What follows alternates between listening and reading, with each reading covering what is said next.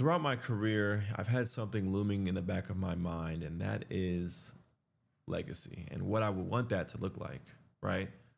I don't want my legacy to say product manager, right? And really a exaggerated version of this is what will my tombstone say when it's my time to go? Will it say employee of the month, employee of the year? No, I would hope not, right? I wanted to say father, son, brother, dreamer, problem solver, funny guy, you know, just something else outside of what I do or what I did for a living. Because really that doesn't matter. And as somebody who's always chosen the career route of taking the next role, leveling up, right? I've had a lot of opportunities working at some phenomenal companies. I've worked at Google, I've worked at TikTok, I've worked at some gaming agencies, even a couple of startups, right? But as someone who's had that fortunate experience, I often would question what my legacy would be. And I realize I'm at the crossroads of my future, right? So I can either climb the corporate ladder and become this director or C-suite exec in the corporate space, doing things, by the book, right? The traditional approach. You work hard, things will be rewarded to you in due time, you know. And that's something that I was pursuing for a very long time. But now I'm I'm no longer pursuing that. And now I have my own consulting company where I provide advertising strategies to small businesses and other companies alike, essentially using the skills I've obtained throughout my career, but I'm working for self. And the reason why this is something that works for me and will continue to work for me is I'll have that sense of work life balance that just doesn't exist in a corporate setting. Think about it. A lot of companies, you might have to ask your manager for days off, or at the very least, just schedule them, right? And if too many people are out on a team, that might get denied. Or if you're working on a big project, that might get denied.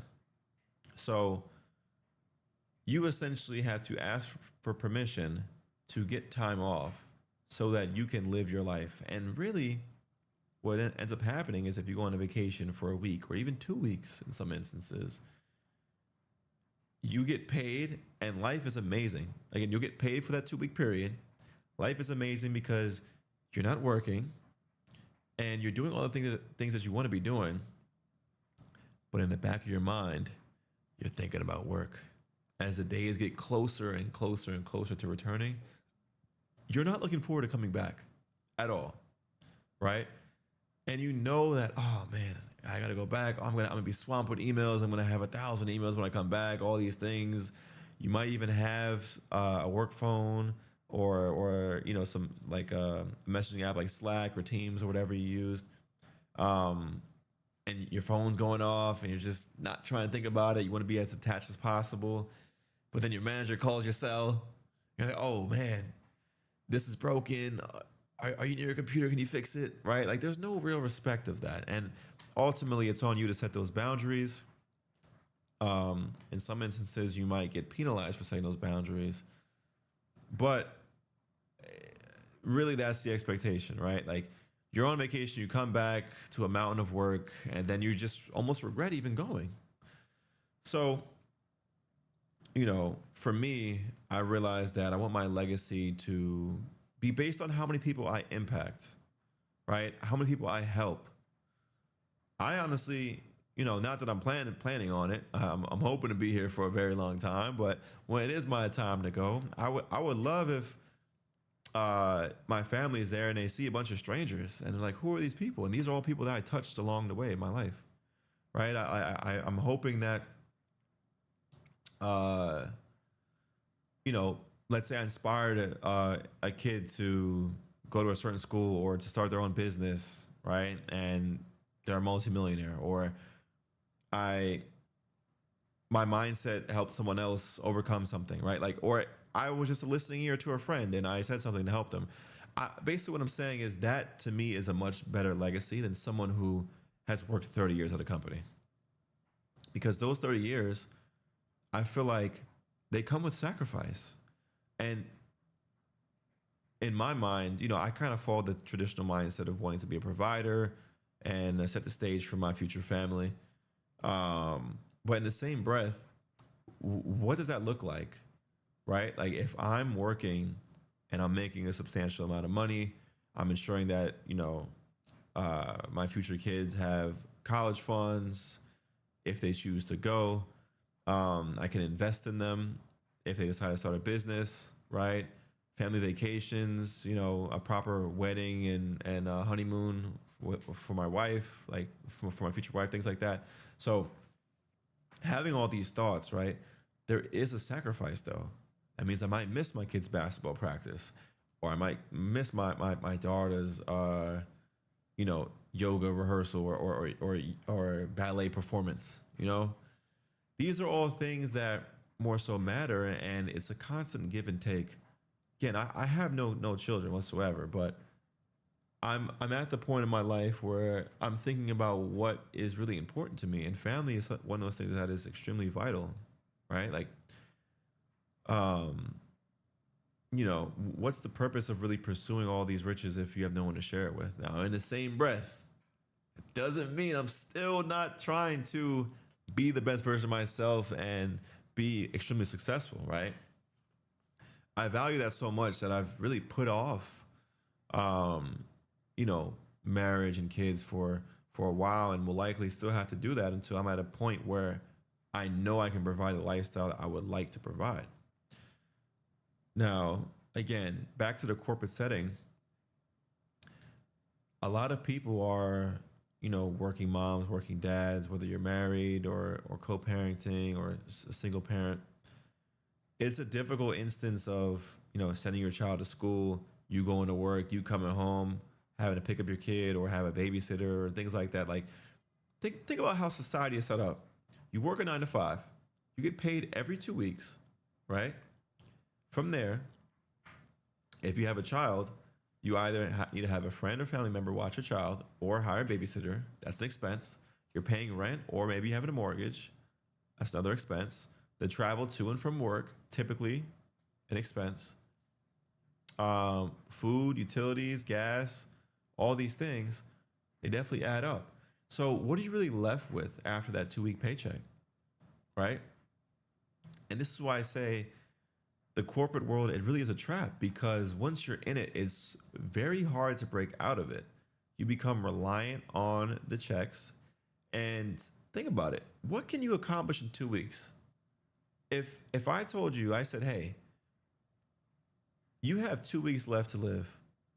If you don't come back with $1 million, someone's gonna just pack you up.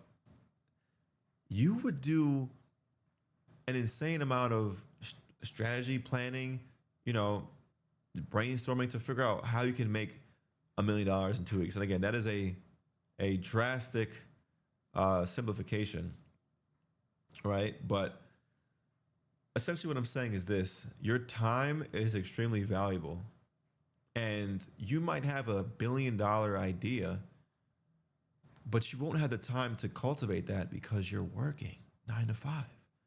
So even if you work 9 to 5, set aside even 30 minutes a day. That's better than nothing. But you set aside 30 minutes or an hour a day, right? It's going to take you, what, a whole week to get 5 hours of work done. You see what I'm saying? Or rather, a whole work week, 5 days in a work week.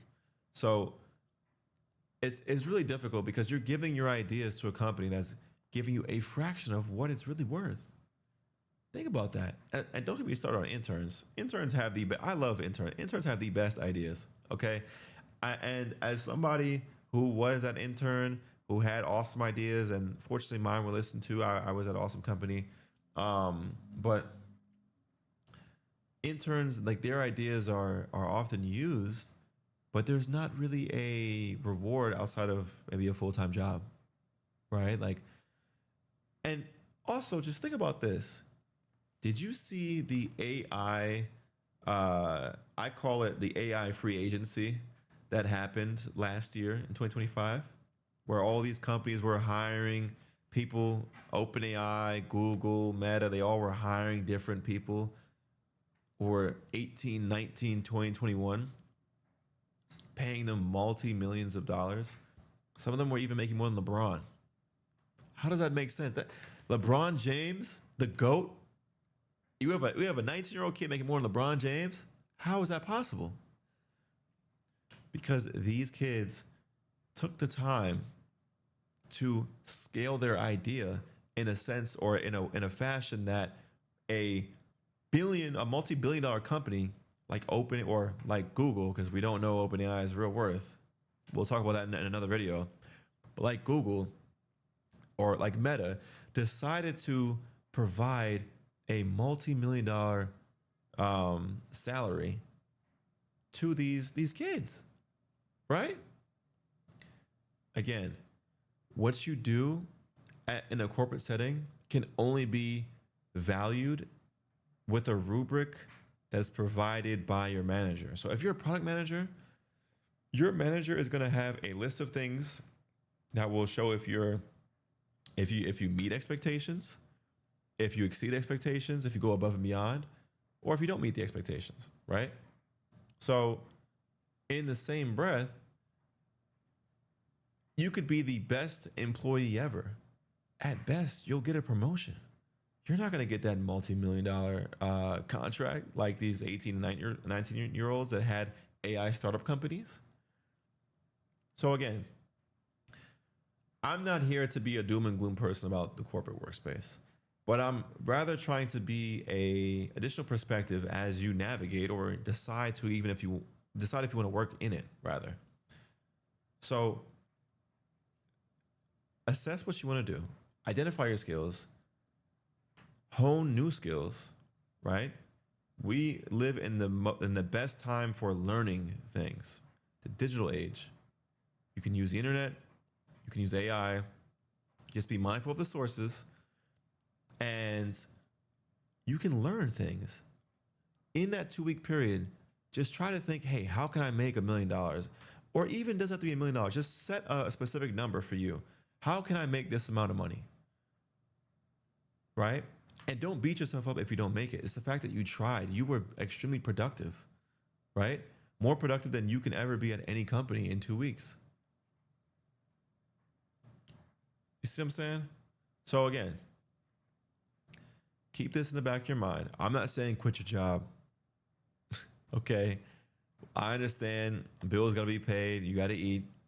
That's set up by design though. Imagine if the entire world was just dreamers. I always call myself a dreamer. Imagine if the entire world had the privilege to have everything paid for. So bills, food, water, utility, right? You have a roof over your head, rent paid for, everything. And there's no real expenses. What would you do? How would you spend your time? Right? I honestly think to some degree society would kind of be a little chaotic because people, they get so immersed in a corporate setting and the chase of a dollar or the chase of gratification or promotion or third-party validation, external validation, right? That they lose themselves. They lose their identity in what they do. And that becomes their entire personality. Don't become that person. All right? I wish you all the best of luck. This is entry number 1 in a series of videos that will be coming from me. I thank you all for tuning in. Feel free to drop your perspective and comments below. I'll see you next time.